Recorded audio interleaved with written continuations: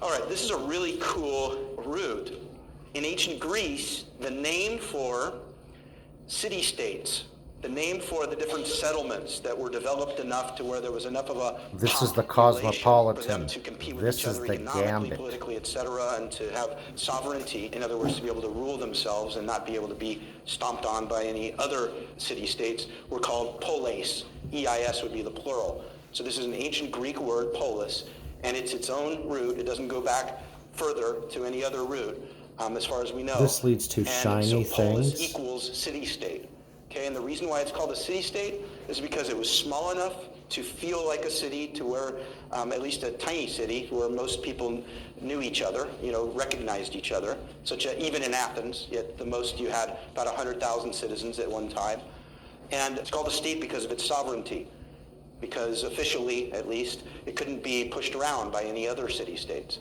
Okay, so that's where it comes from. Now, as you could probably guess, words like politics, political, and all that stuff come from this. But there's more to it. There's more to it. You'll see how it branches out into other things, including cosmetics. All right, so there's a cliffhanger for you. What is politics? What are politics? Some do it singular, some plural. It all comes down to different permutations of this root polis. A politeia in ancient Greece was the word for, or at least comes as close as we can in English, and especially in the US, to the idea of a constitution, which literally means the state of standing together. That's what a constitution is. We'll get to the stand later, that root later. So a politeia is a constitution.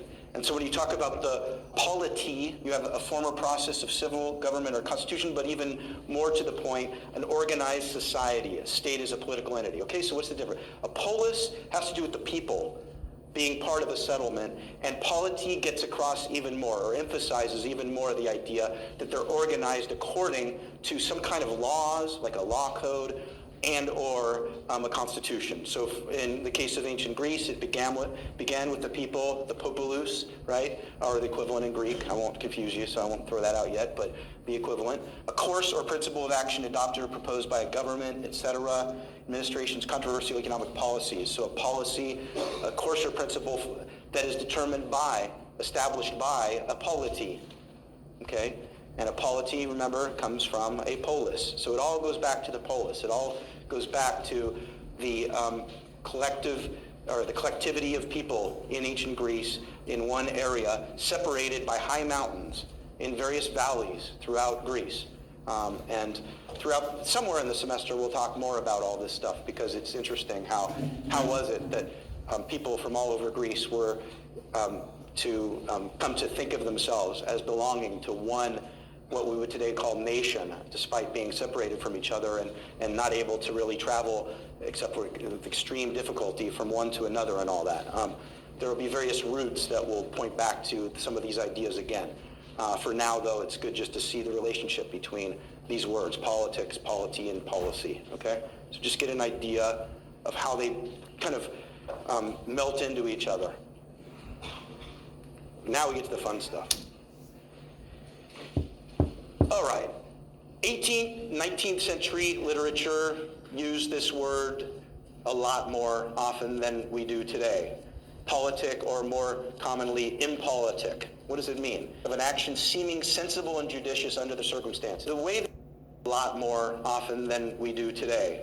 Politic, or more commonly, impolitic. What does it mean? Of an action seeming sensible and judicious under the circumstances. The way that a lot more often than we do today.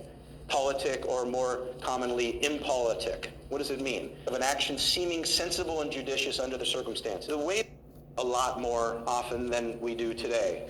Politic, or more commonly, impolitic. What does it mean? Of an action seeming sensible and judicious under the circumstances. The way that this word grew is it grew into an idea of doing the right thing. But it really comes down to the idea of doing what someone civilized does. It grew into an idea of doing the right thing. But it really comes down to the idea of doing what someone civilized does. It grew into an idea of doing the right thing. But it really comes down to the idea of doing what someone civilized does. In Rome, civis, C-I-V-I-S, is as close as you can come to polis, and that's where you get the word civil, or civilized, okay? Civilized does. In Rome, civis, C-I-V-I-S, is as close as you can come to polis, and that's where you get the word civil, or civilized, okay? So to be politic is kind of the Greek-derived version of civil in Latin, okay? So to be politic is to do the right thing, but in particular to act as though one is from a polis, as opposed to what? As opposed to not being from a polis, living in the woods, living in the mountains, far away from civilization, you know, one step away from the animals. Now, of course, I'm not saying that. I'm saying that that was the cliche about those who didn't belong to a polis in ancient Greece. That was the cliche about those who didn't belong to a civis in Rome. Now, of course, I'm not saying that. I'm saying that that was the cliche about those who didn't belong to a polis in ancient Greece. That was the civilization, you know, one step away from the animals. Now, of course, I'm not saying that. I'm saying that that was the cliche about those who didn't belong to a polis in ancient Greece. That was the cliche about those who didn't belong to a civis in Rome. Of course, I'm not saying that. I'm saying that that was the cliche about those who didn't belong to a polis in ancient Greece. That was the cliche about those who didn't belong to a civis in Rome. You were either from there or you were uncivilized. All right? You were not of a polis, not of a civis. Okay? So the opposite of that is impolitic, and you guys know that because you know two things. You know that the in means not, and you know that in sometimes turns into m when it's before certain letters, one of them being a P. It's all about making things easier to pronounce. Okay, that's what it always comes down to when it comes to things changing, whether it be consonants or vowels. Impolitic is easier to say than impolitic. Impa. You have to go a little further than going impa, impa, impa. All right, now we take this idea a little further. We have someone being politic, or a decision being politic, or something like that, being, you know, conforming to the idea of being from a polis. And then you have this word polite, which there's a little bit of debate about where this word comes from, politic or something like that, being, you know, conforming to the idea of being from a polis. And then you have this word polite, which there's a little bit of debate about or a decision being politic or something like that, being, you know, conforming to the idea of being from a polis. And then you have this word polite, which there's a little bit of debate about where this word comes from. Most places you look will say it comes from a verb in Latin meaning to polish. And so if someone is polite, it means they're polished. From most places you look will say it comes from a verb in Latin meaning to polish. And so if someone is polite, it means they're polished. Comes from most places you look will say it comes from a verb in Latin meaning to polish. And so if someone is polite, it means they're polished. Okay? Well, maybe, maybe not. Others believe it comes from this root, polis, meaning kind of an extension of this idea of politic. To be polite is to be civilized, to be from a polis. So I just want to throw that out to you guys because I want you to see how it is a nice offshoot of this idea of politic. Okay, to be polite. And rude, by the way, that's from the German side of things, and that means rough. And so, given that, that's a big reason why a lot of people will believe that polite comes from the Latin word meaning to polish, because it's kind of the opposite of rough. But I just wanted to throw that out at you guys. All right, now we get into a whole other realm when we talk about the police of a given society, which is a relatively late word through Old French, not from Rome. Through Old French, this idea of an offshoot of the polis. What is it? It's those who are politic, but also those who enforce being politic. Through Old French, this idea of an offshoot of the polis. What is it? It's those who are politic, but also those who enforce being politic. Through Old French, this idea of an offshoot of the polis. What is it? It's those who are politic, but also those who enforce being politic in the population. So it's one thing to choose to be politic, it's another to be so impolitic that you break the law, right? And so first you have to have a law code, then you have to have those who enforce the law.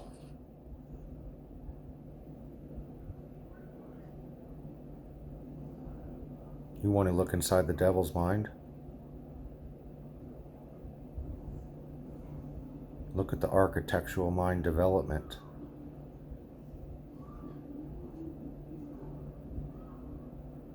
And you can just start. I wouldn't suggest buying them.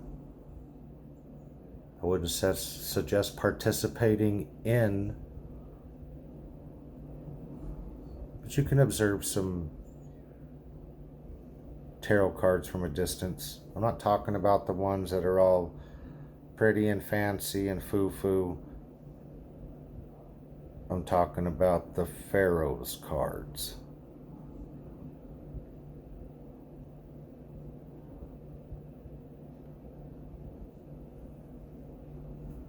And that's the order.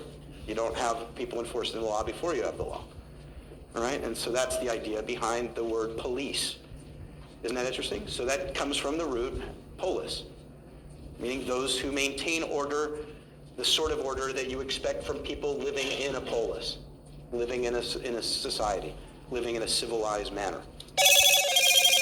Then you get the extension of the polis, the metropolis. In ancient Greek, mater is the word for mother.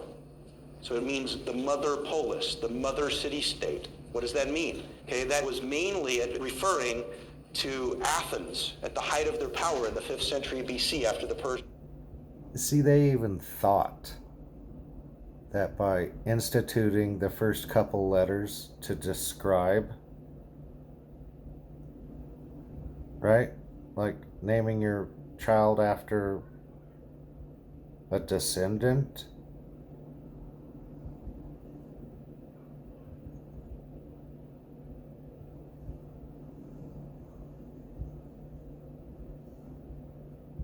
Wars. And so there was this idea after Athens started this club called the Delian League, where they insisted on everyone who wanted to be protected from future battles with the Persian Empire to join it in order to, pay tribute each year to Athens, to join collectively in this organization that would fight together against any future continuation of the Persian Wars, which didn't happen, by the way, but there was no way for them to know it. So Athens pretty much established herself as the metropolis of the rest of Greece, the mother city-state, the mother polis. And that's where you get the idea, and that's how it's extended in our world. Whenever you talk about a metropolis, you talk about the central, as it says here, the capital or chief city of a country or region. When you talk about cosmopolitan, the pol comes from polis. Let's just think about two things when he speaks on this. This is critical for Apple and Well. Cosmopolitan, cosmetology.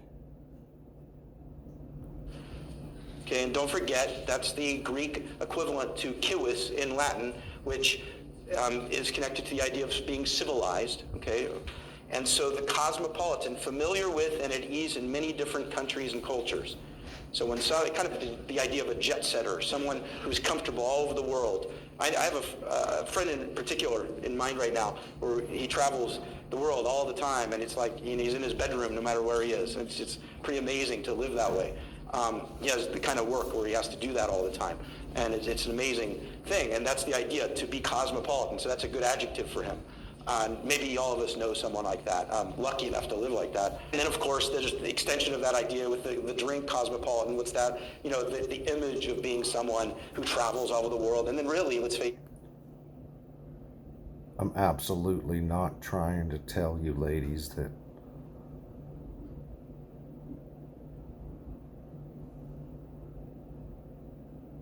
you shouldn't feel beautiful or you shouldn't feel a particular way, but I do know that once this is taught, you won't feel that way no more. That really means rich. So, all those associations with cosmopolitan and that lifestyle, okay? How about the magazine? So we're extending this idea of the image of a cosmopolitan lifestyle, a lifestyle where the polis is all over the place for you, right? Think about it. So originally, you were only from one polis in ancient Greece. This idea of being cosmopolitan means that your polis is anywhere and everywhere. Why? Because what is cosmo? What is that, you guys? Yes, it comes from the cosmos, the idea of the entire universe. So it really means, cosmopolitan means your polis, your home polis, is anywhere in the universe. And that's where the cosmos part comes from. But now, let's take it one step further. So there's the cosmos. Now get ready. What the heck is going on? Cosmetics come from the fact that just like with cosmopolitan, it comes from the root kosmos, meaning not cosmos as universe, but rather cosmos itself comes from a Greek term meaning order, kosmeo in ancient Greek. The verb means to order things, to put things in order. And so the cosmos means the ordered or the arranged state of the world, right? So cosmos means arranged. So when you talk about cosmetics, and the root would be the cosm, C-O-S-M. Cosmetics means that you're arranging the face, right? You're arranging